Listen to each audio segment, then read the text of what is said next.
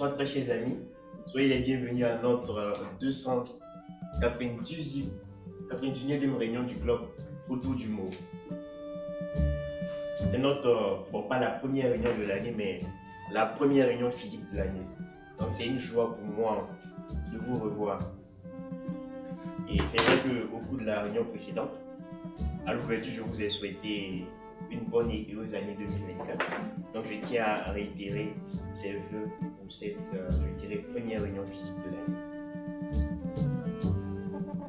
Aujourd'hui, nous avons un thème assez intéressant, formation continue. Donc cette réunion-là va s'inscrire dans la continuité, un peu comme celle que nous faisons habituellement. Donc, dans cette continuité-là, pour nous permettre de passer de bons moments dans une belle convivialité, nous avons certaines règles que nous nous efforçons de respecter. Et ces règles-là, c'est certaines instructions concernant certains sujets, notamment en lien avec l'orientation sexuelle, avec la politique et aussi avec la religion. Aujourd'hui, c'est une session hybride. Pour ceux qui sont en ligne, je vous invite à fermer vos micros et à les ouvrir lorsque vous intervenez. Pour ceux qui sont en présentiel, je vous demande d'être attentifs et de faire le moins de bruit possible. Je demeure sur la scène, mais je change de rôle. Donc là, vous n'avez plus en face de vous le président pour l'ouverture, mais plutôt l'animateur, le Toastmasters du jour. Et comme je le disais un peu plus haut, nous avons pour thème formation continue. Alors pour planter le décor, je vais partager avec vous 2 ou 3 anecdotes. En été passé, dans le cadre de ma formation académique, je devrais faire un stage en entreprise. Donc l'intitulé, c'était un peu introduction, si vous voulez, dans le milieu professionnel. Et lorsque je suis parti pour la première fois en entreprise, le directeur m'a demandé qu'est-ce que je voulais faire, quel allait être mon exercice dans la société. Donc là, on a longuement discuté et on se rendait compte qu'il y avait une compatibilité entre mes compétences académiques et le profil de l'entreprise en tant que tel. Alors je lui ai posé la question, quelle était sa formation initiale, dans quoi il avait étudié à l'université, vu que ça faisait plus de 20 ans ou 25 ans qu'il avait déjà achevé l'université. Il m'a dit comme ça qu'il avait fait la biologie. Or, l'entreprise, c'est une société qui est spécialisée dans le développement de jeux, mais pas tout à fait de jeux de visualisation 3D. Donc, son domaine d'expertise actuel, c'est la conception des maquettes 3D. Là, je lui ai dit, mais il y a une très grande différence entre ce qu'il a eu à l'université, qui est la biologie, et ce dans quoi il exerce actuellement, qui est un peu la modélisation 3D. Et j'en ai profité pour poser la même question aux autres employés de l'entreprise qui étaient présents. Ils sont vite arrivés. Et aucun d'eux n'avait pour formation initiale la modélisation 3D. Je me suis rendu compte qu'au sein de la société, tous avaient fait ce qu'on appelle une réorientation professionnelle. Donc, après leur formation initiale à l'université, ils ont suivi d'autres formations, ils se sont réorientés vers un autre métier. Deuxième anecdote, si ma mémoire est encore bonne, c'était le dimanche passé où je suis passé, j'étais à une activité et j'ai rencontré une dame, elle est psychologue. Elle est spécialisée un peu dans l'accompagnement des enfants au niveau des orphelinats. On échangeait et je lui ai demandé quelle était sa formation initiale à l'université. Elle m'a dit qu'elle a fait économie. Et lorsqu'elle a fini sa formation, elle s'est rendue compte que c'est pas évident pour elle de trouver du travail dans sa spécialité. Par la suite, elle a fait d'autres formations et c'est ainsi qu'elle s'est retrouvée être psychologue. Vous convenez avec moi que nombreux sont ceux, ce ne sont pas des cas isolés, ils sont des cas légion, comme autres. Vous convenez avec moi que nombreux sont ceux qui obtiennent une éducation dans une spécialité à l'université et qui par la suite, dans le monde du travail, se retrouvent dans un tout autre domaine. Raison pour laquelle il m'a semblé pertinent d'aborder cette question avec vous. Donc pour être honnête, ce n'est pas tout à fait moi qui l'ai proposé, c'est une idée de notre très cher secrétaire Nastia. Avant de revenir sur le sujet, c'est vrai que le thème est intéressant, nous débattons de formation continue, mais nous sommes à une session Toastmasters. Et comme toujours, nos sessions s'articulent autour de 3 grandes parties. La première, c'est celle des discours préparés. La seconde, celle des improvisations. Et enfin, la dernière, celle des évaluations.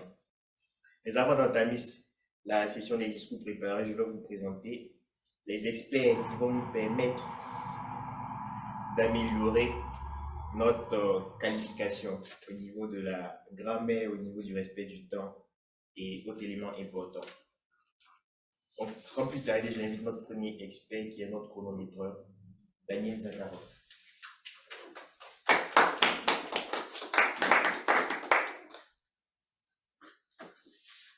Bonsoir à tous et à toutes. Bonsoir, monsieur l'animateur. Avant que vous puissiez nous donner la teneur de votre projet, une question pour vous.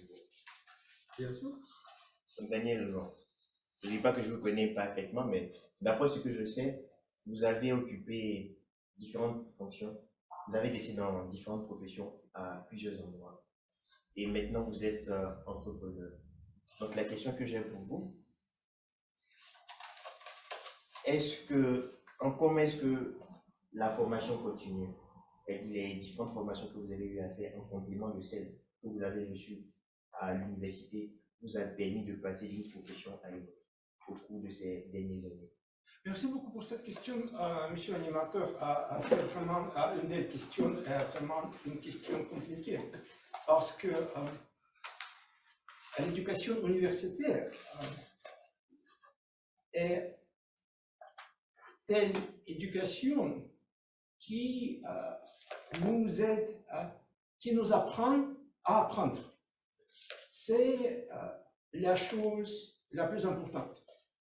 C'est pas les savoirs particuliers, c'est aussi important, mais parce que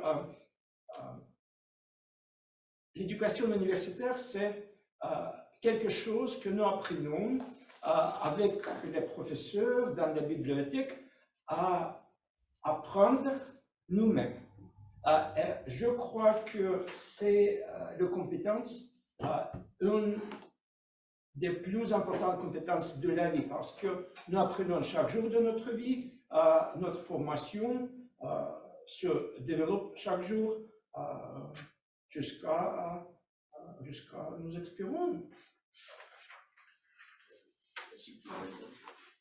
Maintenant, mon rôle du chronométreur, je vais chronométrer les discours différents. Nous avons les deux discours préparés. Les normes prévues pour ces discours sont 5 minutes le temps minimal. Après ce temps, je vais montrer le signal vert. Le temps ciblé est 6 minutes et je vais montrer le signal jaune. Et le temps maximal, c'est le temps c'est déjà le temps à finir. Je montrerai le signal rouge. Pour les improvisations, les temps prévus sont de 1 à 2 minutes. 1 minute le signal vert, 1 minute et demie le signal jaune et 2 minutes le signal demi. Les évaluations, c'est inclus le rapport du grammairien, sont les discours de 2 à 3 minutes. Je vais montrer le signal vert après 2 minutes, le signal jaune après 2 minutes et demie, et le signal rouge après 3 minutes. Et l'introduction du grammairien, c'est 2 minutes, de 1 à 2 minutes, vert 1 minute, jaune 1 minute et demie, rouge 2 minutes. C'est tout de moi. Merci, monsieur le chronométreur. Vous avez dit au cours dans la formation initiale à l'université, le plus important, c'est d'apprendre à apprendre. Donc, ce soir, vous allez nous apprendre à respecter le temps. J'invite notre second expert, monsieur Michel, notre grammairien. Bonsoir, chers salués, bonsoir, monsieur chers participants, participantes.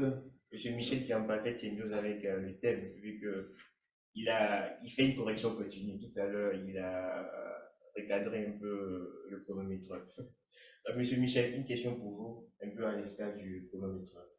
Monsieur Michel, vous êtes un enseignant très expérimenté. Vous avez partagé votre savoir avec différentes générations, dont celle de Sacha. Donc, votre profession, c'est l'enseignement de la langue française. Et on sait tous que la langue est dynamique, elle n'est pas statique. Donc, la question que j'ai pour vous, c'est au fil des années, quelle est votre technique pour rester à jour des nouvelles actualités, des modifications, du vocabulaire qui s'enrichit? Merci beaucoup pour votre idée, pour votre question. Je voudrais dire que j'aime partager les idées d'avant-garde distribuées parmi les générations différentes.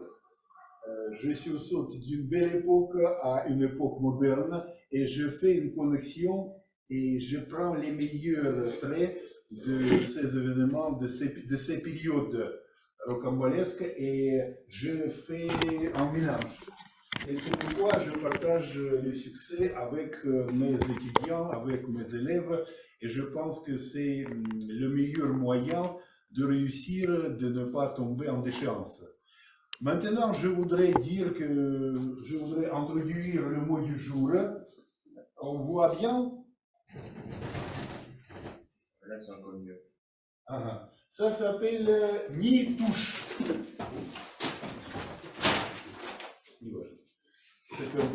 Nitouche. Nitouche, c'est une personne qui aime l'innocence. Nitouche. Nitouche. Mademoiselle Nitouche. C'est comme musical. Oui, un film musical. Les Hirondelles Célestes. Est-ce que vous avez regardé ce film? Et la protagoniste de ce film s'appelle Mademoiselle Nitouche. Elle fait ses études à l'école pour les jeunes filles nobles et elle s'appelle Nitouche. C'est-à-dire c'est comme symbole, elle est vierge, elle est fière de sa situation et comme Nitouche, une personne qui aime l'innocence. Ouais. Merci pour votre attention. Merci, M. Michel. Nitouche. Heureusement que notre sujet d'aujourd'hui n'est pas Nitouche. Donc j'invite notre prochain expert qui se chargera de commenter la pensée du jour, Alexis. Alexis, je te laisse commenter la pensée du jour et tout juste après, je reviendrai pour te poser une question. Bonsoir à tous. Je veux vous poser une question. Est-ce que l'échec est la clé du succès? Dans notre vie, nous avons souvent des malchances et ce sont des choses pas très agréables. De plus, l'échec peut faire peur pour nous. Et donc,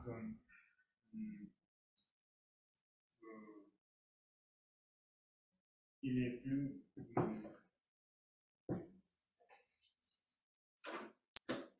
est préférable de mener une vie avec peu de défis, et car la probabilité d'échouer est alors plus faible. Et pourtant, comme le rappelait Winston Churchill, la recette du succès, c'est quoi? Ne serait-ce pas un fait d'aller d'échec en échec sans jamais rien faire, sans jamais rien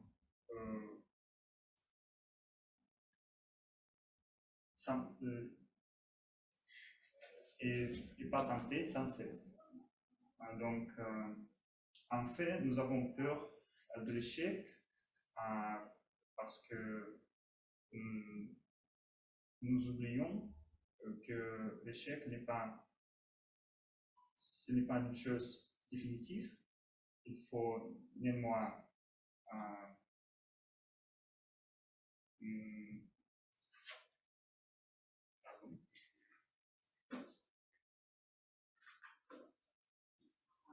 donc oui, en fait, il faut néanmoins garder à l'esprit que l'échec est loin d'être un une fin en soi, mais que pour avancer, il faut accepter la possibilité d'échouer.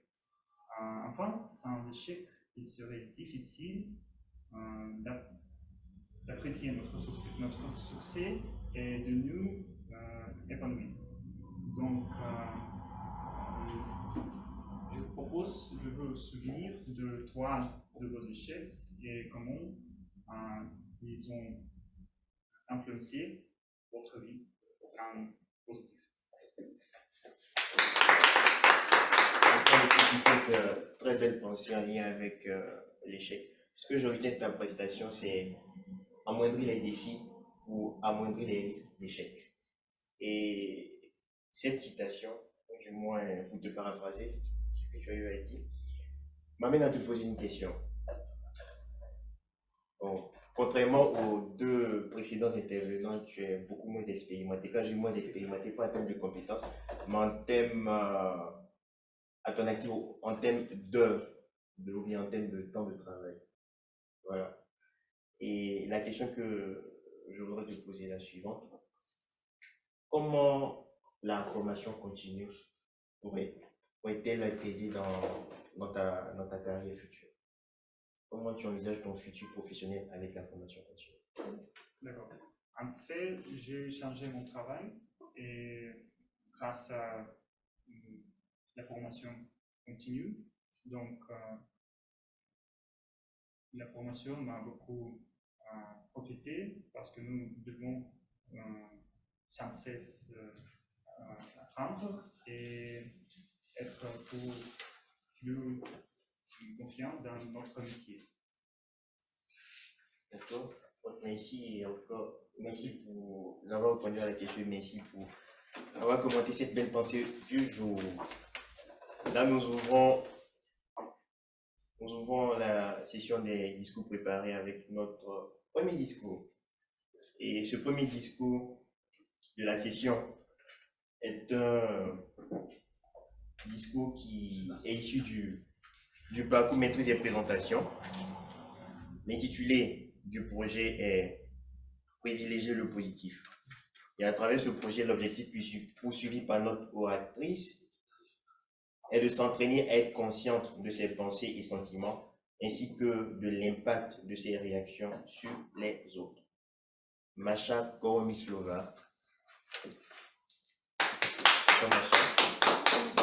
La vie se chante, la vie se pleure.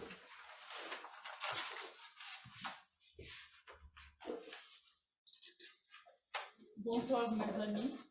Aujourd'hui, je vais vous raconter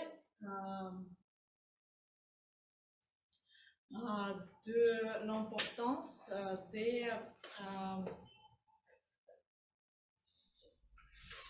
de la conscience émotionnelle parce que je pense que la conscience émotionnelle est très importante dans tous les domaines de notre vie. Et je vais vous présenter un petit exemple de ma propre vie. Qu'est-ce que c'est la conscience émotionnelle? C'est la capacité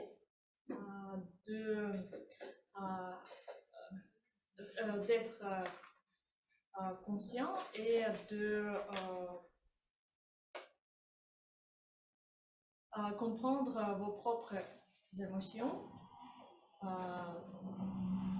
ainsi que celles des autres. Il s'agit de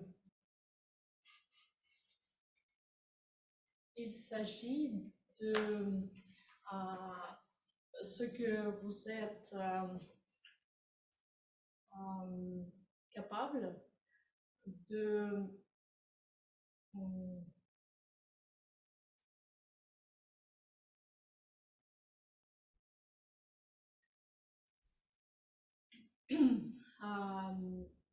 de réagir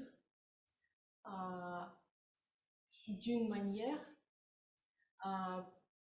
plutôt constructive que d'une manière émotionnelle ou impulsive. Par exemple,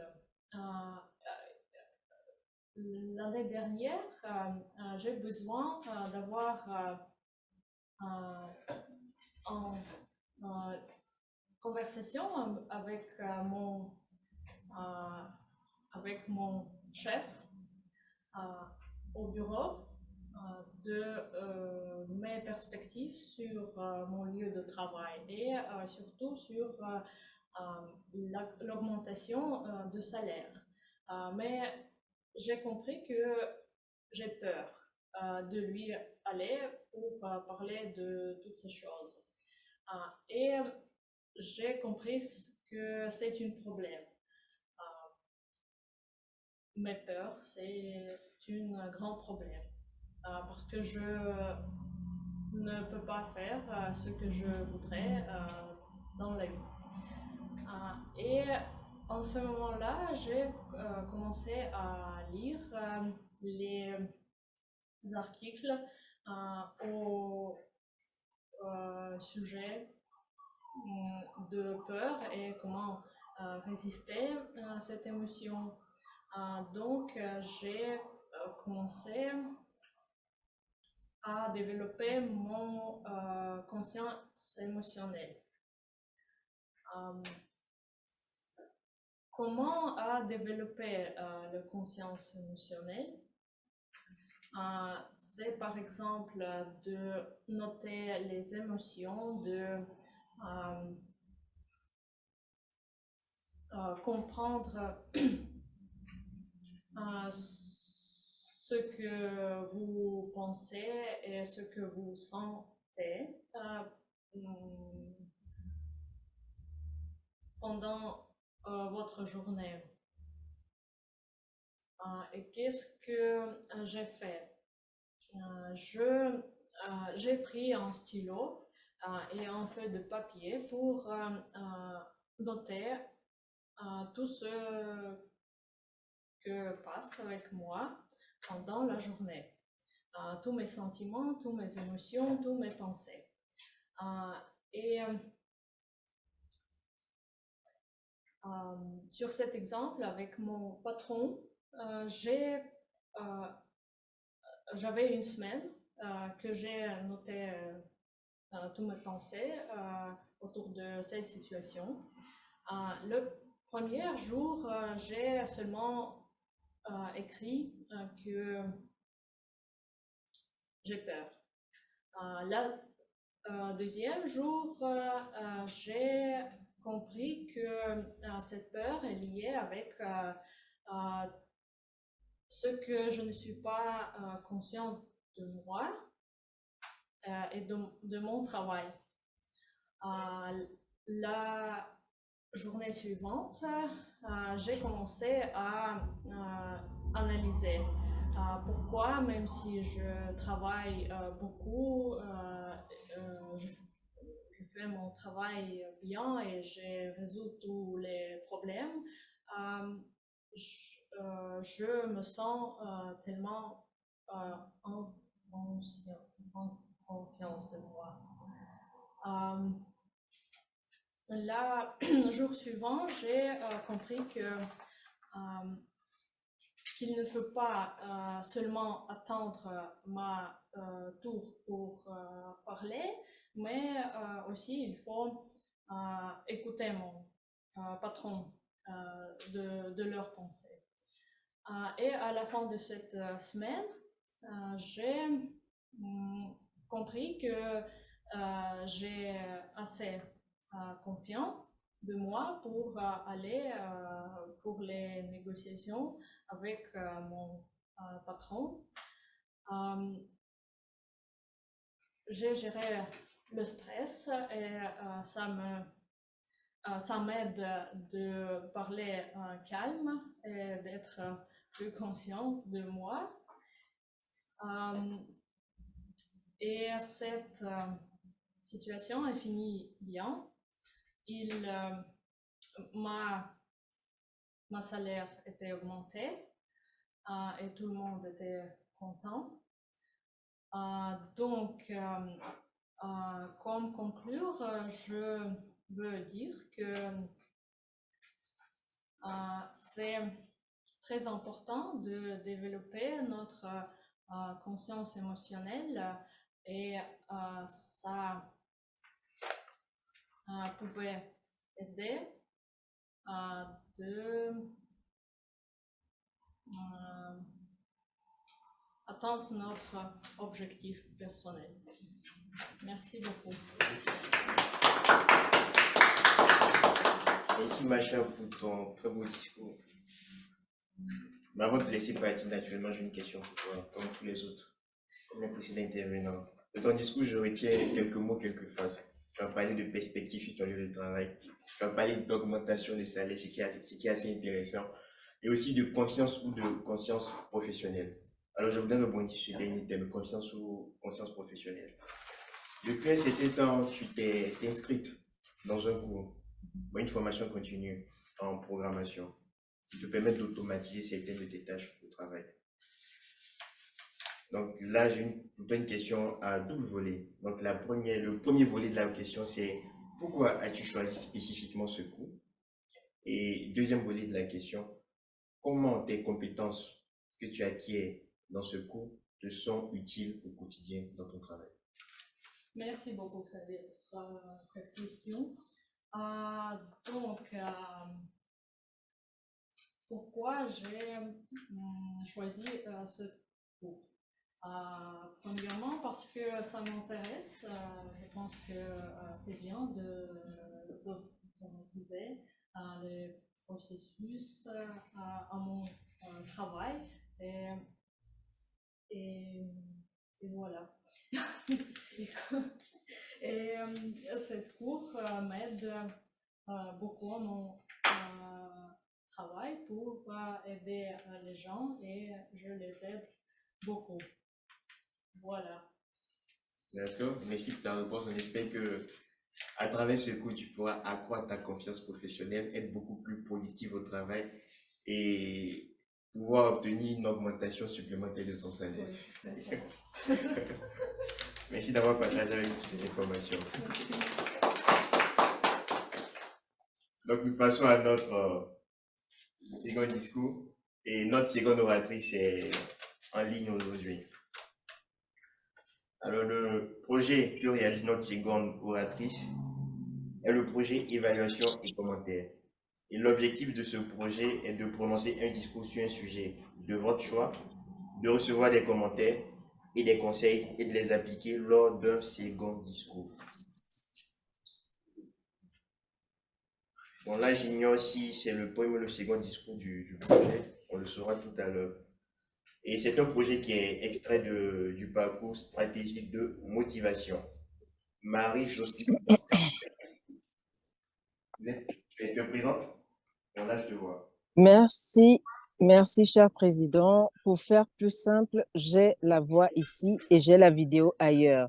Donc, c'est mieux d'épingler là où la vidéo apparaît. Eh bien, chers invités, chers Toastmasters, j'aimerais savoir si nous avons des invités dans la salle. S'ils peuvent juste lever la main, si on a des invités. Non. Est-ce qu'on en a? Inviter des personnes qui ne sont pas Toastmasters ou... Oui. Oui, nous en avons. D'accord, super.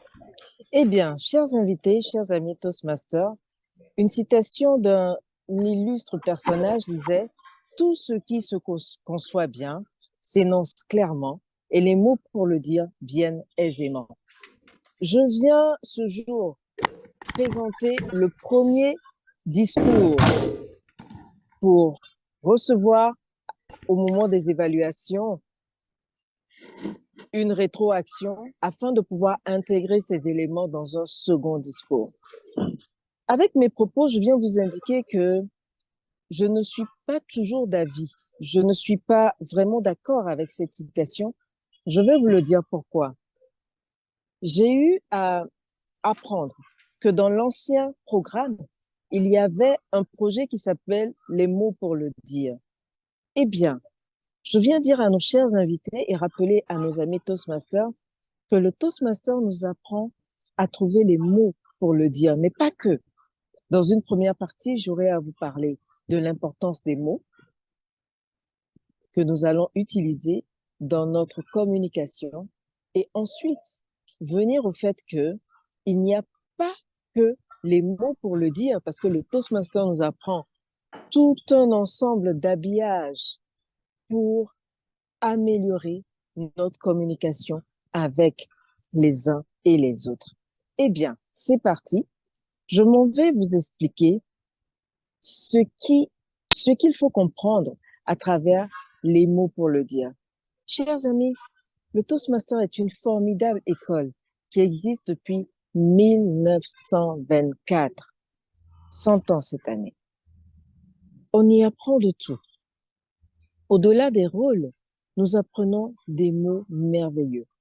Je vais vous donner quelques exemples de mots que je retiens, que j'ai appris dans cette fabuleuse école du donner et du recevoir. Je vais vous parler de mirifique pour dire ce qui est merveilleux, nitescent, ce qui est beau, éblouissant, matutinal. Je vois en ligne la PP Fanta Drissi Traoré, c'est au cours d'une session de son club que j'ai pu découvrir ce mot, matutinal pour dire matinal. Au Toastmaster, nous apprenons des citations adéquates, adaptées à toutes les situations de notre vie. Des citations qui permettent de captiver davantage notre auditoire. Nous apprenons à travers des projets à agencer des mots afin que ces mots deviennent des pépites qui puissent éblouir notre auditoire. Nous apprenons à interagir avec d'autres personnes. Tout à l'heure, j'ai eu à demander s'il y a des invités et j'ai eu une réponse. À travers une présentation, il est important de pouvoir capter l'attention, associer notre auditoire ou quelques personnes de notre auditoire.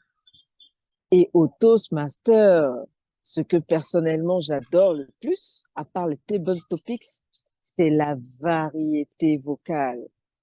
Lorsque je vous dis, je suis heureuse d'être avec vous, j'ai envie de crier de joie. Et que je vous dis, je suis heureuse d'être avec vous, j'ai envie de crier de joie. Eh bien, ce n'est pas la même chose. La variété vocale nous permet de mettre l'emphase sur certains points et de captiver encore plus l'attention à travers le message que nous voulons faire passer. J'ai parlé de tout ce qui est communication, mais il n'y a pas que ça. Parce que, au-delà de la communication, nous apprenons la posture, nous apprenons le regard, nous apprenons que le sourire est un geste. J'en viens à ce fait. En termes de posture, il est important de pouvoir adopter la posture H. La posture H, vous remarquerez Barack Obama ou d'autres grands orateurs l'adopter. Elle permet d'être vraiment en phase avec son public. Et on a les mains au niveau du buste. On a les jambes bien écartées. Malheureusement, je ne peux pas vous montrer. Et c'est quelque chose qui permet d'appâter davantage son auditoire. La gestuelle est importante et nous l'apprenons également dans cette merveilleuse organisation. 70% de notre communication non verbale impacte le verbal. Si je vous dis, je réponds à la question, est-ce que Mary aime le chocolat? Je dis, oui, j'aime le chocolat. Alors qu'en fait, ma gestuelle est complètement contraire à ce que je voulais exprimer. Le message ne passera pas. Nous avons un projet sur le langage corporel qui permet de faire adapter notre communication à notre gestuelle pour que cela puisse mieux passer. Au Toastmaster, j'ai appris à travers une capsule éducative que le regard est un geste. À travers le regard, on peut faire passer des émotions. Le sourire est important. Il permet également de faire passer plus facilement un message et de rendre notre auditoire accrocher à ce que nous disons. Chers invités, chers Toastmasters, j'aimerais vous dire que vous êtes au bon endroit, surtout les invités. Apprendre à bien parler, mais pas que. Apprendre à embellir son discours. J'ai eu à vous parler de ces différents aspects et il faut que je tienne dans le temps. Tout dépendra de votre discipline, chers amis. Si nous voulons y arriver, nous trouverons la volonté nécessaire pour parvenir à nos fins. Car les limites que nous nous fixons peuvent être détruites en un rien de temps. C'était les mots pour le dire, et à travers les mots, il y a bien plus, la gestuelle et la posture. Monsieur le Toastmaster. Madame le mot pour le dire, j'ai bien envie de compléter ce titre avec la voix pour le dire. Au-delà des mots, vous avez une édition, comme on l'a qualifié déjà, exceptionnelle. Donc, tout de suite en vous écoutant, on est captivé par ce que vous dites. Donc, pour nous permettre de t'écouter davantage, j'ai une question pour toi. Il est toujours intéressant de t'entendre. Donc, tout à l'heure, j'ai remarqué à travers ta chemise que tu travaillais pour le groupe NCA. Donc, le groupe NCA, c'est un groupe ivoirien de banque et d'assurance. Exactement. Nous Donc, sommes actuellement en séminaire. d'accord, donc la question pour toi est de savoir est-ce que ta profession actuelle est liée avec ta formation initiale à l'université? Et aussi, en dehors de Toastmasters c'est aussi une formation continue.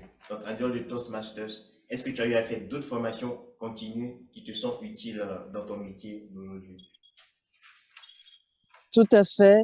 Ma formation initiale, juriste d'affaires, j'ai fait le droit des assurances avant de travailler à NC Assurance, mais lorsque je suis venue dans le domaine des assurances, je me suis spécialisée en faisant une licence, puis en plus un master en assurance pour mieux maîtriser les contours de ce que je fais et gagner davantage en crédibilité. Donc, depuis que je travaille, chaque année, je fais une formation diplômante pour m'enrichir, pour élargir mes horizons, et c'est ce que je peux dire. Voilà. Merci. Merci à toi. Nous passons à une seconde étape de notre réunion, la session des improvisations. Et notre animatrice de la session des improvisations est notre chère tante Macha Kunaïva. Donc, Macha, pour les mots qui suivent ne te fâchent pas, touche de taquiner. Alors, Macha est une, comme j'aime bien l'appeler, est une jeune petite fille. Mais ne vous fiez pas à son âge. Elle est cette jeune, mais c'est une jeune petite fille assez intelligente à son actif. Elle n'a que des diplômes rouges. Et pas seulement, elle est assez active. Donc, elle a passé, bon, ensuite, elle n'a pas vraiment beaucoup d'années à son compteur, mais elle a vécu beaucoup d'expériences. Et la question que j'ai pour elle ce soir, c'est de savoir est-ce que toutes ces expériences vécues, toutes ces expériences accumulées ne constituent pas pour elle une formation continue en parallèle de sa formation initiale à l'université? Et tout juste après la réponse, la scène est à toi pour la session des improvisations. Merci Xavier. Bonsoir, bonjour à tout le monde. En fait, je crois que je suis accro à l'éducation. Je ne sais plus comment survivre sans, parce que pour ma formation, je suis enseignante et je reste étudiante toujours. En fait, moi, je me pose pas de questions pourquoi je le fais. Dès que je sens cette curiosité dans des domaines, je voudrais découvrir et après, les situations me montrent où je peux appliquer mes connaissances. L'information ne peut pas être inutile, c'est notre vision plutôt qui compte. Voilà, c'est ma réponse. Et je démarre la session des improvisations. Comme toujours, chers amis, on aura entre 1 et 2 minutes pour chaque orateur. Daniel Zakharov va vous montrer des signes en tant que chronométreur. Mais en fait, malheureusement, vous n'avez pas de temps pour préparer vos discours. Alors, néanmoins, aujourd'hui, vos tâches seront lises par moi. Et du coup, quand je lis, vous pouvez réfléchir un peu. Je vais combiner le format digital et le format présentiel et je vous invite à utiliser appropriément, d'une manière appropriée, le mot du jour « ni-touche » qui a été proposé par Monsieur Michel. J'ai décidé de continuer le sujet de la formation continue et je réfléchis comment je fais ça. Je vais essayer de faire comme ça, voilà. Alors, partout dans le monde, il y a des expériences, des pratiques insolites. Comment faire les élèves être intéressés dans les domaines qu'ils étudient. Et moi, j'ai décidé de vous donner quelques exemples. Alors, je vais vous lire un exemple précis euh, d'une pratique dans un pays particulier. Je vais vous dire qu'est-ce qu'ils font là-bas, quelles sont les initiatives des enseignants, et à vous de donner la rétroaction. Est-ce que vous êtes pour, contre, vous voudrez bien que ça existe dans votre pays, ou c'est n'importe quoi, pourquoi ils ont créé ça, quelles compétences ça peut améliorer, ou est-ce que ça baisse quelques compétences, etc. Tout est à vous. Je crois qu'on commence tout d'abord par le présentiel et peut-être avec chronométreur tout de suite, Daniel.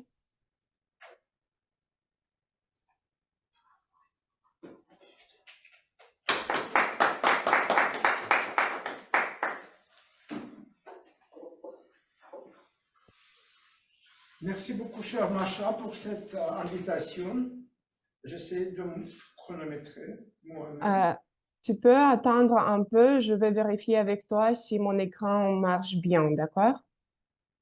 Je te montre la première image et tu me dis si les diapos changent. Oui, bien sûr. Très bien. Alors, je lis et après tu peux commencer à te chronométrer, d'accord? La première pratique est en Islande. Il y a des cours pour devenir master chef. Les enfants entre 7 et 13 ans, les petits Islandais, mijotent chaque semaine des petits plats équilibrés. Le but est d'intégrer très tôt des principes de diététique et des notions liées à l'impact de l'alimentation sur la santé. Merci beaucoup pour cette question. Bien sûr, l'alimentation bonne est très importante dans notre vie. C'est pourquoi je crois que c'est une pratique très utile pour apprendre les petits citoyens. N'importe pas dans quel pays, c'est vraiment important pour développer les compétences cuisinières. Mais aussi, c'est important de cultiver les choix bien construits de cette alimentation aussi, des produits. C'est pourquoi peut-être c'est plus important pour apprendre à choisir les fruits, les légumes, les poissons et pas beaucoup de sucre, ou sel, ou les condiments comme ça. Mais bien sûr, c'est l'Irlandais, c'est pourquoi peut-être on apprend à préparer le cabillaud peut-être dans l'Islande, de n'importe pas de quel âge. Je crois que c'est ça.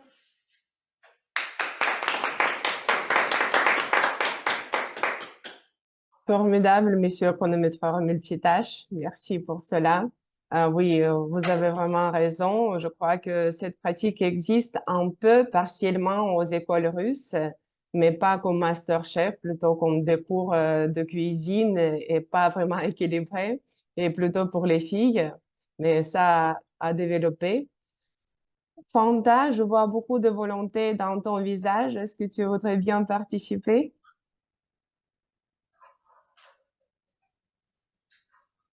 Oui, bien sûr.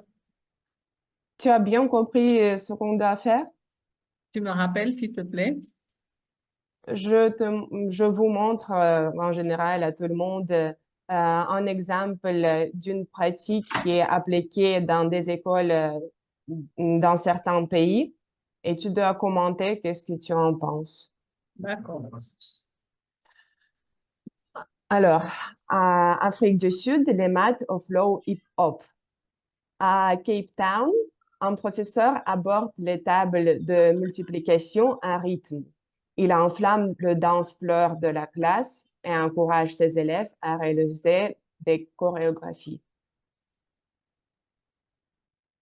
Merci. J'avoue que je suis surprise de découvrir cette manière de procéder, mais je suis d'accord avec parce que pour apprendre les mathématiques, c'est toujours intéressant de pouvoir le faire de façon ludique. Mais c'est clair que dans la classe, il y aura toujours des élèves qui vont jouer les nitouches et ne pas vouloir participer. Cependant, ce professeur, en faisant le hip-hop dans la classe, bon, on va dire quoi? 2 fois 2, 1. Non, c'est faux. Et la personne, elle va se remettre à le faire correctement. Et là, maintenant, on va dire, quand on fait 2 fois 2, ça donne 4. Et on va continuer comme ça. Et je pense que c'est tout à fait intéressant de pouvoir faire les mathématiques en chantant et en dansant. Merci, madame, la meneuse des improvisations.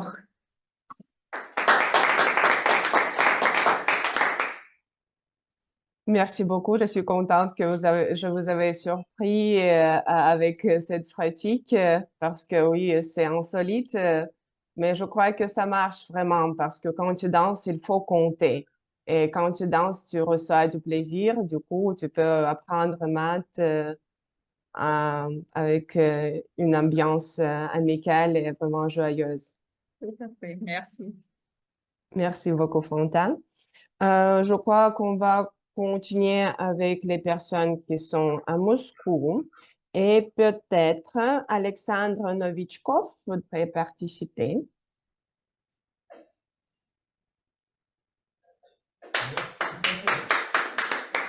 Je ne le vois pas encore, mais j'entends qu'il arrive.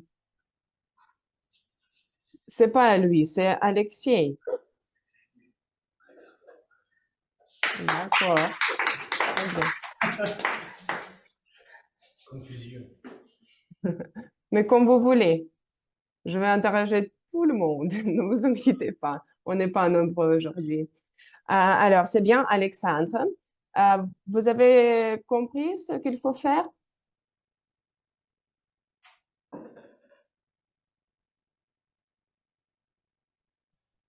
Je vous montre une image suivante.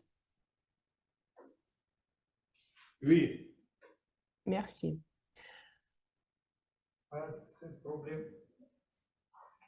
Quelques problèmes ici? Pas de problème. Alors, le Japon, les écoliers responsables du ménage. Tous les jours, les enfants japonais, vêtus de leur uniforme astique, les tables, les couloirs, la cour, le gymnase, même les toilettes sont récurées attendez, consciencieusement. Ainsi, et ils s'approprient leur école et sont incités à m'en salir. Qu'est-ce que vous en pensez? Est-ce qu'il faut que les écoliers font du ménage à l'école? Ah.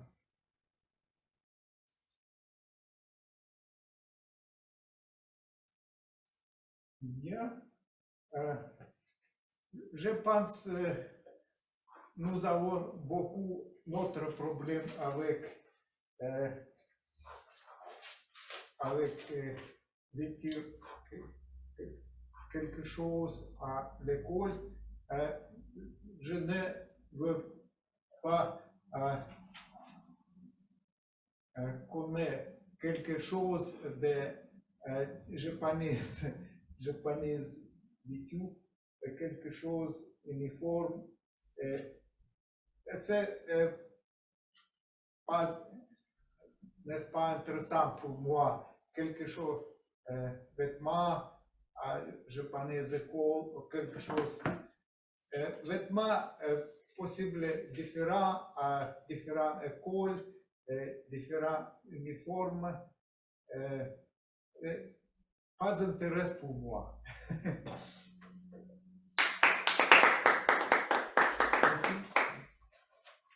Chacun a ses goûts. Merci d'avoir partagé vos pensées. Alexis, on va revenir vers vous, mais comme vous voulez, maintenant ou plus tard, parce que je vois pas le public. Oui, très bien. Bonsoir, Alexis.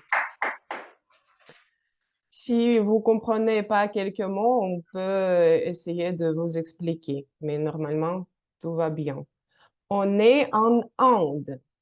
Des récompenses pour les lectures assidues. À l'école Bal Bharati, au nord de Delhi, tout le monde bouquine. Les enfants obtiennent une des récompenses en fonction du nombre de pages qu'ils lisent. Ils bénéficient aussi de points supplémentaires en anglais s'ils lisent un certain nombre de pages. Qu'est-ce que vous en pensez?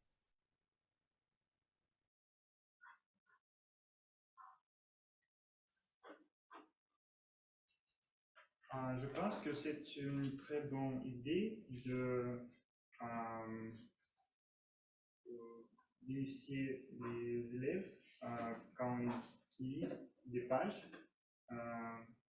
Et c'est parfois assez dur de lire à l'âge de l'enfant. Et donc, c'est une très bonne idée de les je sais pas, de les appliquer. Oui. Est-ce que vous avez lu beaucoup quand vous étiez écolier? Oui. De l'âge de 8 ans, je pense que j'ai lu beaucoup, mais ce n'était pas le cas pour les autres élèves. Donc, il faut les impliquer quelque sorte de technique pour les intéresser au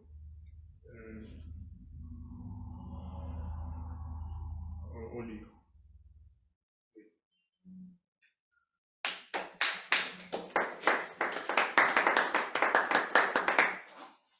Merci beaucoup, Alexis. Oui. Alors, je crois que vous aurez récompensé dans cette école indienne parce que vous lisez pas mal, de ce que j'ai compris. Et oui, parfois, c'est pas facile d'encourager les enfants, c'est pourquoi ces pratiques existent. Je crois qu'on revient vers Zoom. Anna Saprikina, salut. Ouais, Tu voudrais participer? ouais, avec plaisir, s'il vous plaît. Très bien. Ton pays est l'Italie.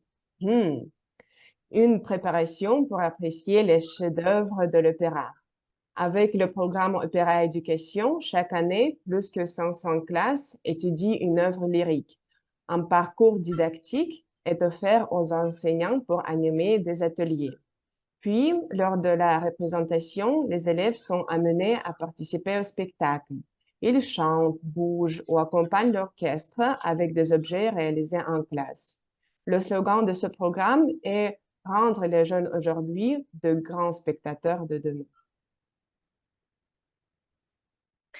Merci beaucoup pour cette belle question. Et en principe, j'adore cette globalisme des différents pays, tout ça. Moi, j'habitais à Verona et la plusieurs parties, une grande partie de ma vie, alors je parlais avec des gens de l'université à Verona, etc. Et c'était soit littérature, soit la musique, et plutôt l'opéra.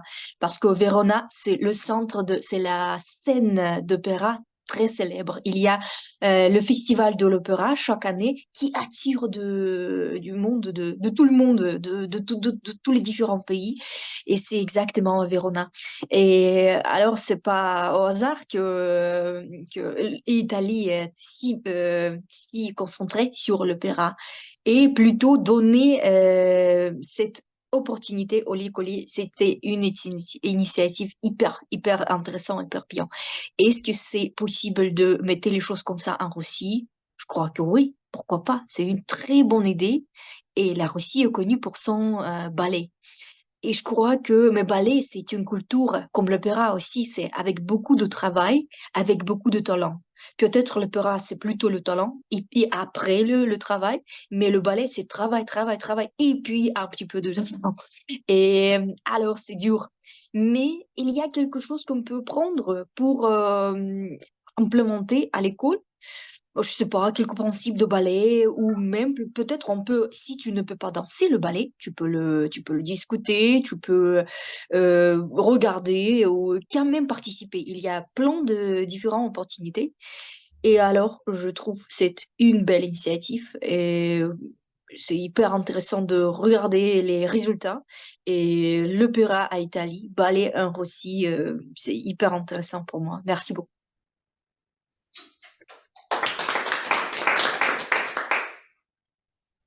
Oui, merci Anya. Donc, chers amis, on a eu la chance de voir un vrai exemple d'une personne qui a vécu cette culture italienne et qui a vu ces exemples de la culture.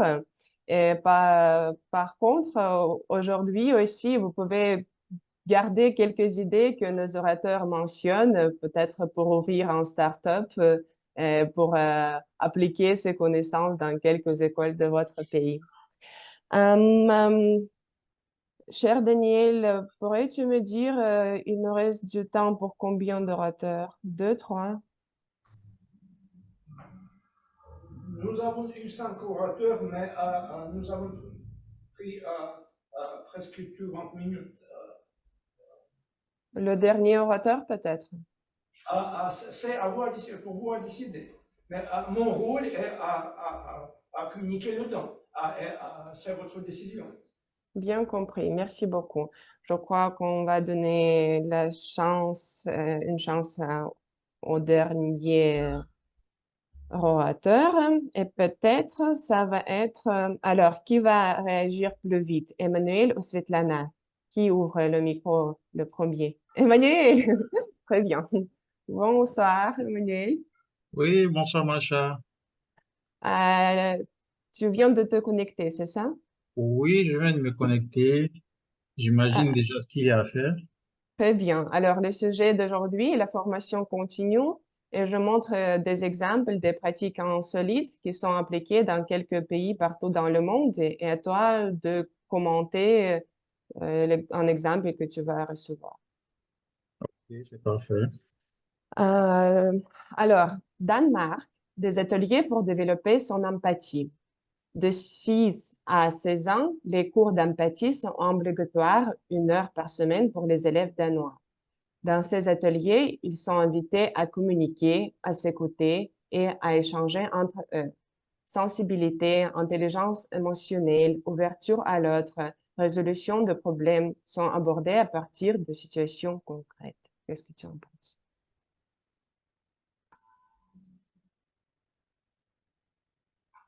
Des ateliers pour développer son empathie. Déjà, ça, euh,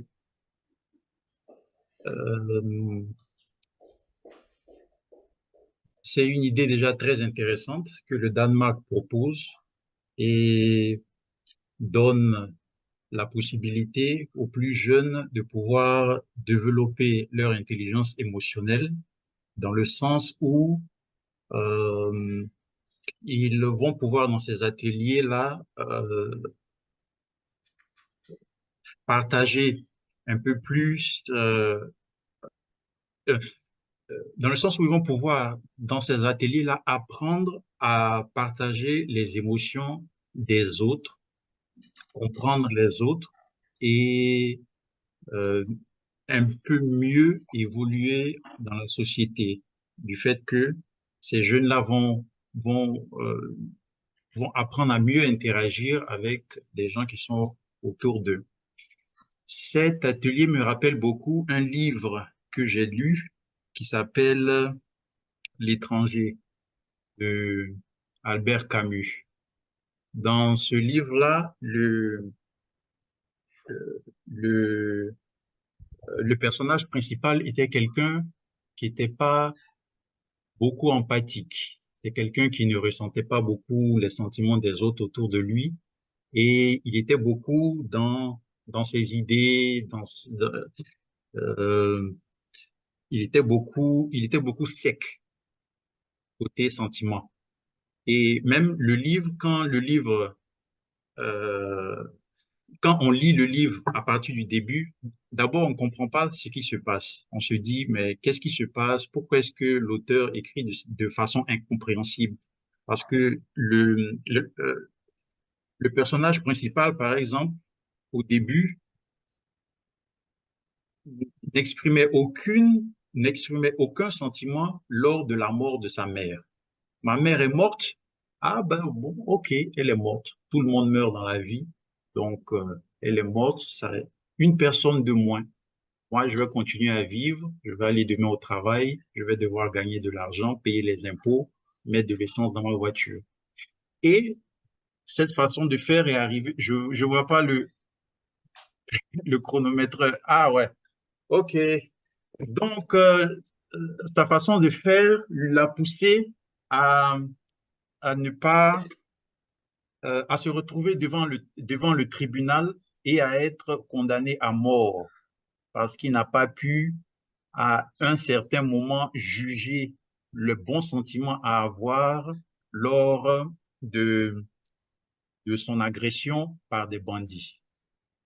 Et qui revient à dire que apprendre à être empathique est très important et pour les jeunes, en plus, c'est une très bonne idée.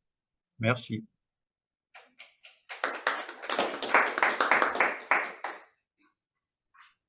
Je voulais dire que tu es dans le rouge comme le drapeau de Danemark, mais c'est pas grave. Merci Emmanuel. Peut-être quelqu'un peut t'adresser pour le rappel du nom de ce livre parce que ça a l'air vraiment intéressant. Et empathie est aussi cruciale partout, surtout maintenant, de ne pas juste penser à nous-mêmes, mais à l'entourage. Et j'espère, pareil que pour la session des improvisations qu'on vient de voir, on vient d'avoir, vous avez pris quelques nouvelles connaissances et c'était un peu inspirant pour vous, comment ça se passe partout dans le monde. N'oubliez pas de voter pour l'orateur qui vous semble le meilleur pour aujourd'hui et restez créatif et éduquez vous-même chaque jour. Merci.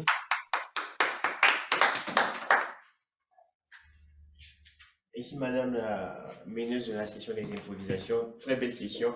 Mais le cas qui m'a plus marqué, c'est le tout premier cas en Islande où les enfants dès l'âge de 7 ans apprennent à cuisiner.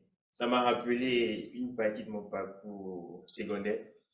Dans mon lycée, en sixième, bon, dans mon lycée, on avait des ateliers en complément de notre formation générale. Et moi, j'étais à l'atelier de mécanique. Et tout juste à côté de l'atelier de mécanique, il y avait l'atelier de cuisine. Et chaque fois que mes camarades cuisinaient et que l'odeur nous parvenait au niveau de l'atelier de mécanique, on avait du mal à se concentrer. Comme quand vous dit la base, c'est la nourriture. Bon, enfin, les conceptions diffèrent selon les personnes. Donc, merci pour cette très belle session. Nous en venons à notre dernière partie, la phase évaluative. est dirigé naturellement par un évaluateur général. Et ce soit notre évaluateur général et notre très cher Sacha Ouziano. Sacha, naturel, avant que tu puisses diriger ta session des improvisations, j'ai une question pour toi. Bon, je vais continuer à te présenter et de là sortira la question. Sacha est logisticien.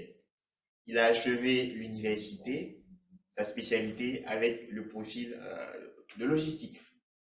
Et après sa sortie de l'université, Sacha, jusqu'à ce jour, a exercé dans le domaine de la logistique. Donc on dira que sa formation initiale à l'université en parfaite symbiose, adéquation avec le métier qu'il existe aujourd'hui. Mais Sacha, de ta sortie de l'université à aujourd'hui, les choses ont évolué, les temps ont changé et dans la logistique, les pratiques ont évolué.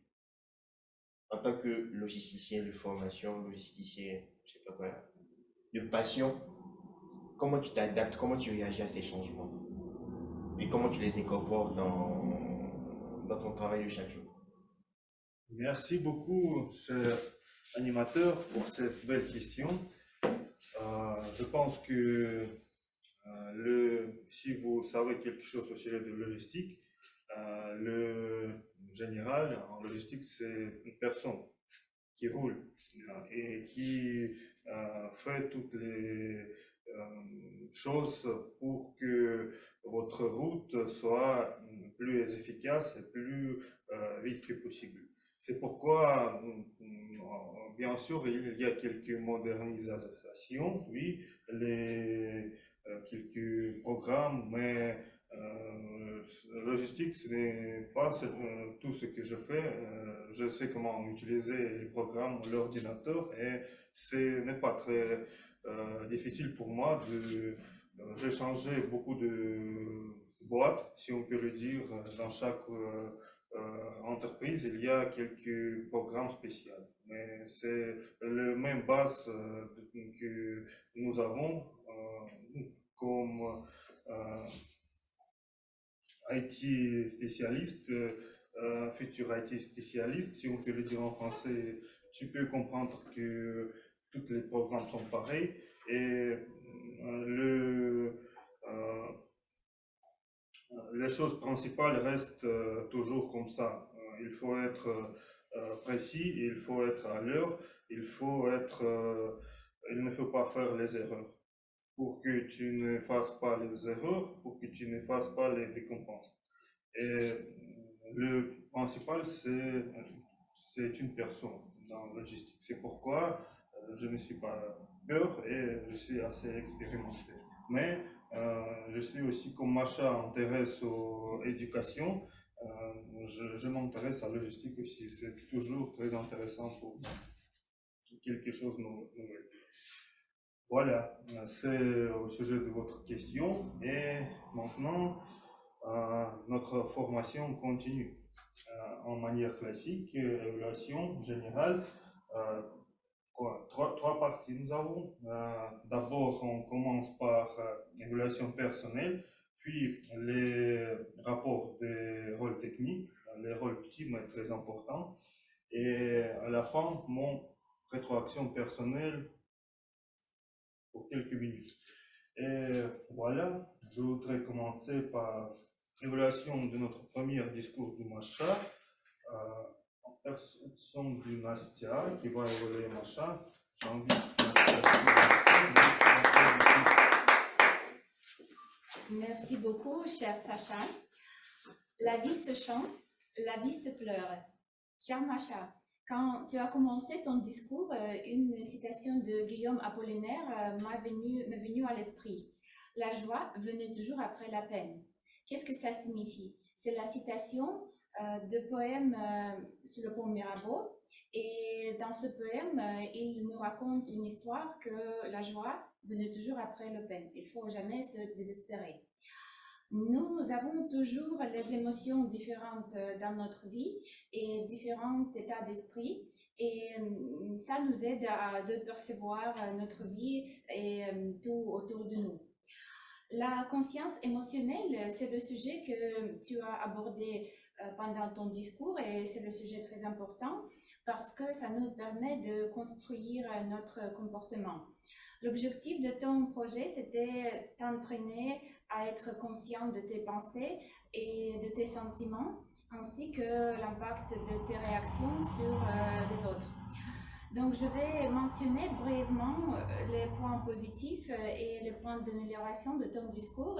Mais d'abord, je voudrais dire que tu as accompli ce but parce que tu as beaucoup parlé des sentiments et de ton interaction, de ta conscience émotionnelle dans le sujet de ton travail et dans les situations qui étaient liées avec ta carrière professionnelle. Donc, le point positif, je voudrais mentionner le sujet actuel. Tout le monde parle maintenant de la conscience émotionnelle, tout le monde cherche ça sur Internet et tout le monde aussi lit les articles, en parle avec des psychologues et tout ça. Donc, ça, c'est très actuel. Aussi, tu nous as donné beaucoup d'exemples concrets. Comment commencer à sentir ces émotions, comment comporter, comment les comprendre. Et aussi, tu as donné un exemple concret qui a été lié avec ton travail. Donc, au cours de ton discours, il y avait beaucoup de storytelling. Bravo pour ça. Tu te sentais à l'aise devant l'auditoire. Il me semble que tu n'as pas peur d'auditoire. Et ça, c'est le point très important du professionnalisme quand tu parles chez Toastmaster quelque part. Par contre, je voudrais donner quelques conseils pour améliorer. Il m'a manqué la variété vocale, donc tu peux améliorer ton discours avec le ton, le volume de ta voix. Et aussi, il y avait pas beaucoup, mais il y avait des hésitations. Tout le monde a des hésitations, moi aussi. Mais tu peux résoudre ce problème par remplaçant les hésitations par les pauses. Donc, essaye de t'entraîner un peu sur ça. Et pour résumer, tu as accompli ce projet. Le but a été achevé. Tu as partagé tes pensées et tes sentiments avec nous. Et pour améliorer la prochaine fois, je te souhaite aussi d'ajouter un peu plus d'émotion sur ton discours, un peu plus de sens artistique. Et aussi, je te souhaite des projets formidables au sein de notre club. Merci. Merci beaucoup, chère Nastia, pour cette rétroaction de manière classique, mais avec quelques traits brillants après masterclass de Christina, oui, avec les citations, avec tout pour gagner notre futur concours. Mais il faut bien aussi penser au sujet du temps, tu me dis. C'est pourquoi j'ai la chance de gagner aussi. Merci beaucoup. Et maintenant, notre deuxième évaluation par Anna Saprikina qui va évaluer Marie-Jocelyne. Anna, je te donne la parole. Attendez. Désolée pour le bruit. Combien de temps j'ai pour évaluation? Pardon? 3 minutes. 3 minutes, d'accord. Et pardon pour les bruits, c'est mon... D'accord, 3 minutes. On commence. Chère Mary, merci beaucoup pour ton discours. Est-ce que tu es sûre que c'est ton premier projet? Parce que j'ai vérifié plusieurs fois. Vraiment, c'est pas possible parce que une oratrice si expérimentée avec premier discours, c'est pas possible. Et en plus, c'est que dans quel domaine tu es une vraie experte, c'est Toastmaster. Tu connais vraiment très très bien de quoi il s'agissait dans ce programme-là, qu'est-ce qui est important, quel avantage ça a pour les buts de développement et d'éducation. Hyper bien informé. Moi, un petit peu oublié déjà, mais quand tu bien structuré, tu racontes de tout ça, c'est hyper important. C'est ce qui me plaît beaucoup dans ton discours, que tu as commencé par la question. Qui est nouveau dans l'audience? Pour qui cette information peut vraiment changer la vie? Pour qui ça juste structurerait toute l'information qu'on a déjà reçue? On visite Toastmaster depuis longtemps, par exemple, et quand tu donnes tous les avantages dans la liste de Toastmaster, ça on ne commence plus, tu donnes plus de valeur. Et pour les nouveaux, ça aussi peut être très utile parce que, ok, on vient pour la première fois, comprend rien. Quel avantage je peux prendre de ça? Comment je peux utiliser ça pour mon éducation? Et puis, on t'écoute ton discours qui est très, très utile. Et alors, c'est hyper bien. Le sujet est très, très bien choisi. Et en plus, ce qui me plaisait beaucoup comme un expert en littérature qui fait mes études à Sorbonne, c'est très important d'utiliser les mots. Et tu as utilisé si belles mots, éblouir, et plein de mots. Ça me plaît beaucoup. Forme, structure de ton discours, contenu et en plus les façons comment tu exprimes tes pensées. C'était très très fort, très belle, très littéraire, je veux dire. Et quoi d'autre, c'était très professionnel. Ton arrière-plan, à parler de Toastmaster et en plus avoir arrière-plan de Toastmaster, si bleu profond, c'est une très très bonne couleur pour éducation en plus parce que c'est couleur de profond. C'est très très bien. Tu as donné l'impression de personnes très cohérentes. Le système de Toastmaster, le système d'éducation, tu comprends très bien comment ça marche, impressionner les gens. Et moi, je crois que tu peux utiliser tout ça dans ton travail et partout. C'est très, très bien, toutes les connaissances que tu as utilisées. Qu'est-ce que je peux faire différent? Rien. C'est très, très fort. Tes gestions et les avantages que tu as soulignés. Qu'est-ce qui me manquait un petit peu? C'est l'information privée de toi-même. Qu'est-ce que tu fais dans ta vie? Qu'est-ce que Toastmaster a donné à toi personnellement? Depuis quel temps tu as Toastmaster? D'où tu as reçu l'information de ce système-là? Comment tu profites de ce système? Et tout ça, c'est l'information qui me manque énormément, mais ce qui est important, ça me manque justement après ton discours. Je vois toi comme l'oratrice, j'écoute ton discours, je vois, oh, c'est hyper intéressant. Et puis, j'ai intérêt de faire connaissance avec toi, personnellement. Depuis quel temps tu visites Toastmaster, où tu utilises toutes les connaissances que tu as reçues et tout ça. Peut-être c'est ton talent que tu as utilisé, c'est de raconter des systèmes, donner quelque chose d'utile et en cette manière de réveiller intérêt à toi-même. Alors, pour deuxième discours, j'entends beaucoup d'informations sur toi-même. Merci beaucoup.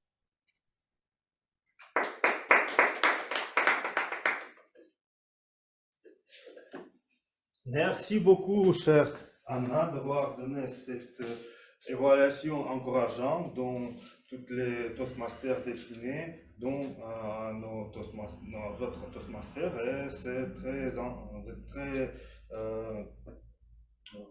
plaisant pour eux pour recevoir telle évaluation de tel haut niveau de Toastmaster, si on peut le dire, de Toastmaster destiné comme Anna est. Et maintenant, c'est le temps pour les rôles techniques et je commence par notre cher grammairien, M. Michel.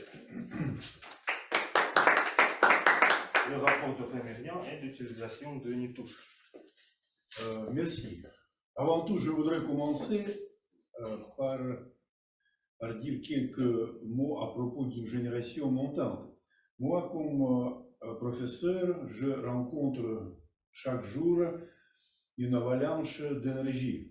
Et c'est à moi de les domestiquer et de donner des chances d'épanouir les talents de mes étudiants.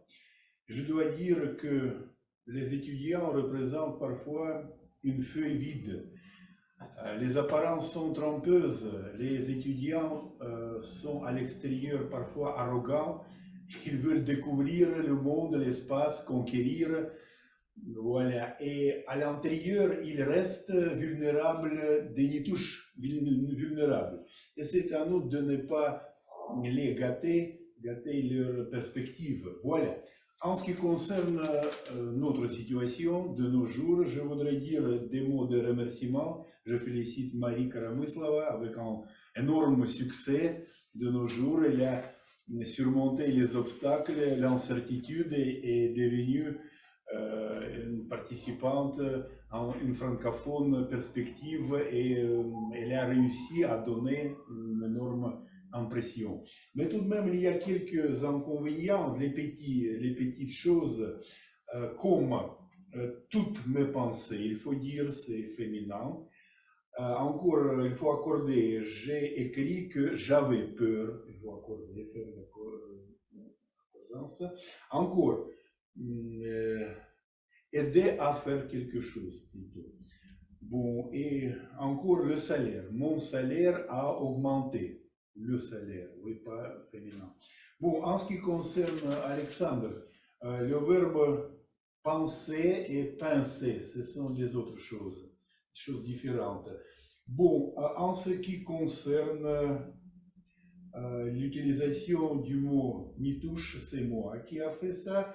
Encore Madame Fanta a réussi à introduire ce mot dans son discours et cher Xavier aussi. Il a fait ça, il a fait tout son possible pour réaliser ce rêve. Bon, merci. Merci beaucoup. Merci beaucoup, Monsieur Michel. Et maintenant, je voudrais inviter sur la scène notre cher Daniel pour faire le rapport de chronomètre.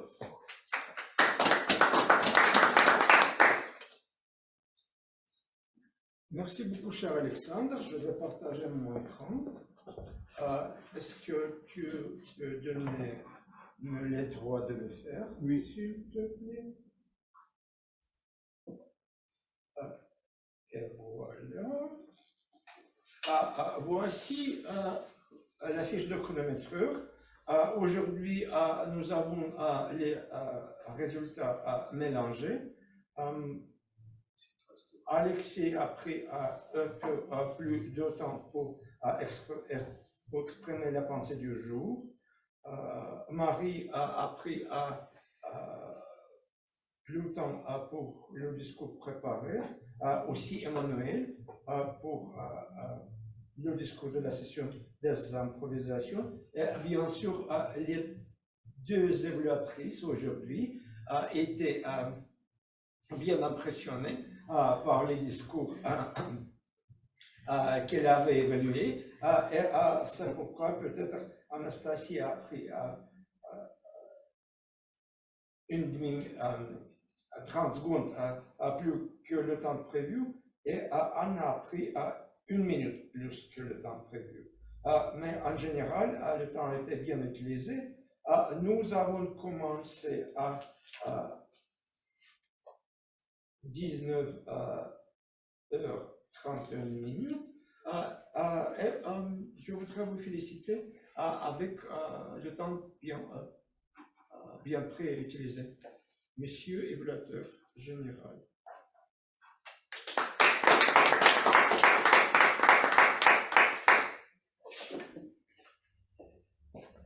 Merci beaucoup, cher Daniel, pour ce rapport détaillé, pertinent. Et voilà, nous avons quelques minutes pour évaluation générale, en personne de moi. Alors, je commence. Nous avons commencé à 19h33, 3 minutes après, et ce n'est pas très important. Je voudrais parler au sujet de notre sujet, formation continue, un sujet très important pour Toastmaster, dont le devise apprendre en faisant roule toujours.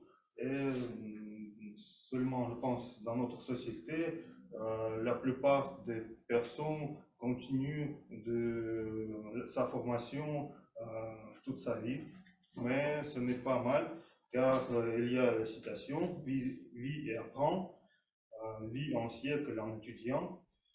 et c'est toujours bon de se développer. C'est pourquoi le sujet est très pertinent et très intéressant pour nous tous. Merci aux animateurs.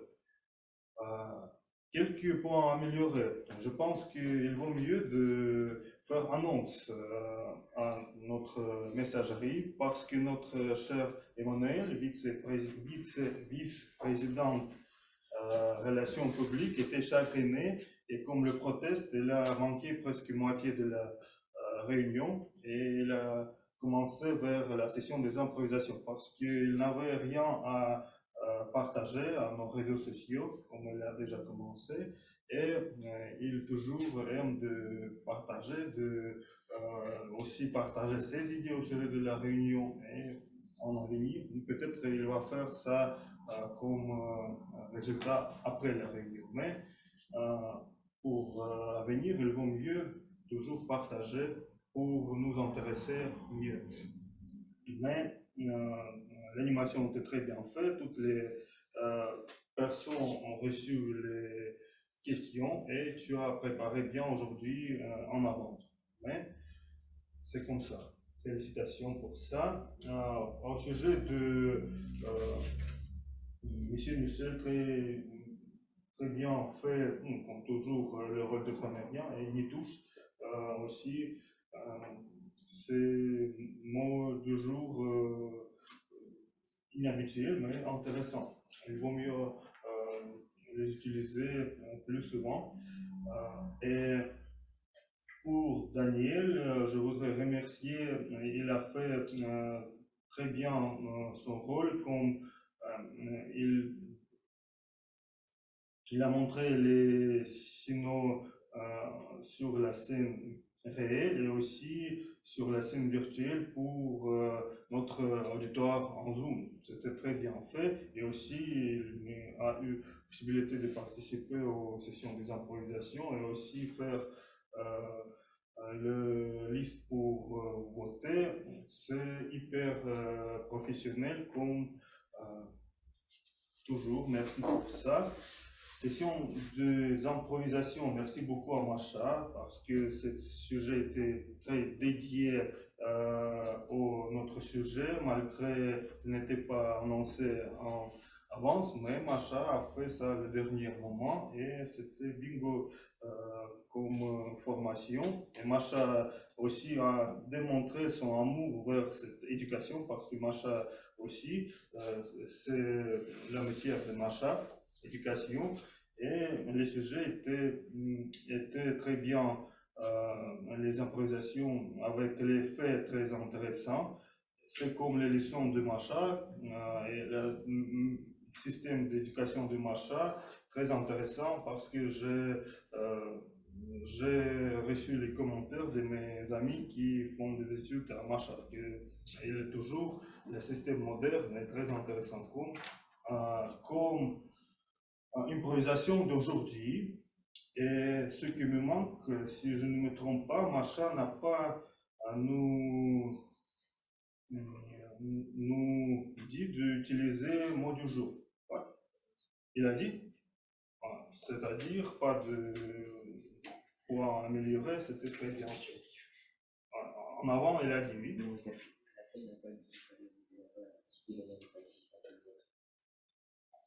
Participant de vote, c'est notre cher Daniel, mais plus important, c'est faire utiliser le mot du jour. Mais si Macha dit, c'est moi qui trompe. Merci beaucoup pour ça. Et pour les évaluations, nous avons déjà reçu toutes les évaluations. En général, c'est tout pour aujourd'hui. Très bien fait notre formation qui continue toujours, mais je redonne la parole à notre cher président pour clôturer la réunion.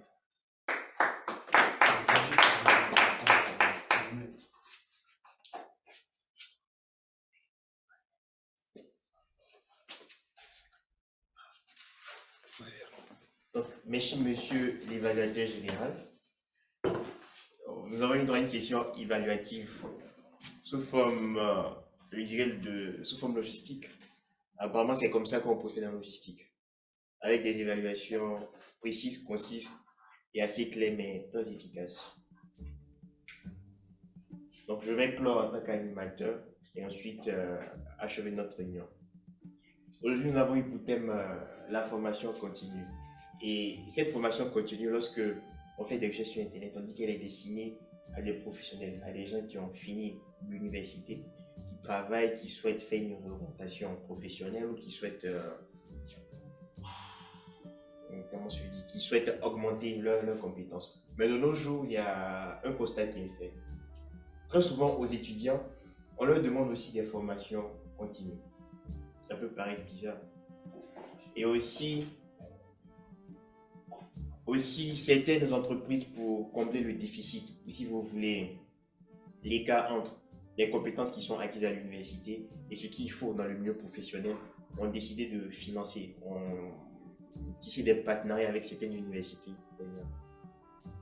Des partenariats avec des universités pour avoir des masters qui sont, je dirais, à la fois formation initiale et continue.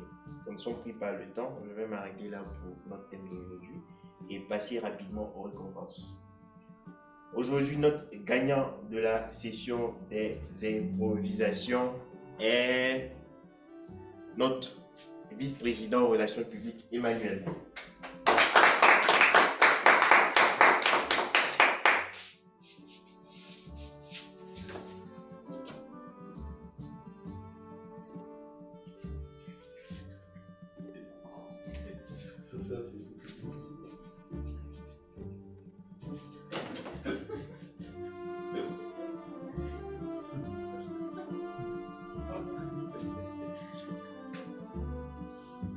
Et aussi, nous félicitons Macha, je t'invite sur la scène, qui a achevé son niveau 3.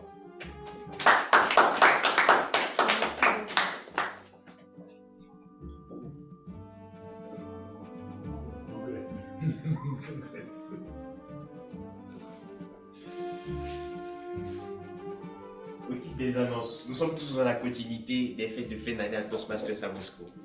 Le 10 février, nous aurons notre fête de fin d'année Toastmasters. Nous avons un thème assez intéressant. Ça sera le nouvel an chinois. Donc je vous invite à vous inscrire. Les liens, les liens ont déjà été partagés dans les différents groupes. Donc il y a une Google Forms au préalable que vous devez renseigner avant de payer. Et je vous invite à le faire le plus tôt possible parce que plus on avance, plus on se rapproche de la date de la fête et plus le tarif augmente. Pour le moment, nous sommes à... Moi j'ignore le prix, mais je crois que tout est mentionné dans le message. Donc participer massivement sont des fêtes qui sont toujours intéressantes. L'année passée, j'ai participé à la fête l'année passée, ça m'a vraiment marqué, c'était vraiment intéressant. Et cette année, je suis dans le groupe de préparation et d'après ce que je vois, c'est une fête complète exclusive. Donc une fête à ne pas rater. Je vous invite à vous inscrire. Merci. Le vendredi prochain, nous aurons notre session, la 300e session. Elle se fera en ligne à 20h de Moscou, 7h dans l'Université. Je prends des informations pour l'IT. Donc, officiellement, nous refaisons notre 299e réunion. Naturellement, pour ceux qui sont à Moscou, nous avons l'after party tout à l'heure. Voilà.